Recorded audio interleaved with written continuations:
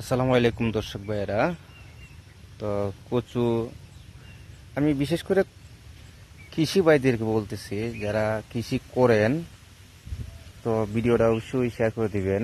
তো এই যে আমাদের সিলেটের কচু, সেরা কচু, এটা আরও একটা ভিডিওর মাঝে বলছিলাম। তো অবশ্যই কেমন হয়েছে বলবেন, কমেন্টে একটু জানাবেন। আর আরেকটা জিনিস দেখাইতে যাচ্ছি আপনাদেরকে, এই যে বাদাম। বাদাম তো প্রিয় খাবার, বাদাম প্রিয় খাবার, এটা সারা বাংলাদেশেই এই বাদামের জন্য পাগল। তো কেমন হয়েছে অবশ্যই কমেন্টে বলবেন, আর কেমন লেগেছে। আর বিশেষ করে আমার কচু ক্ষেতটা যারা ফলন হয় না তাদেরকে বলতেছি, তাদেরকে ঠিকমতো ওষুধ দিবেন, ঠিকমতো আপনার দিবেন, মাটি দিবেন। এখনকার সময় মাটি দেওয়ার সময়। আসসালামু আলাইকুম।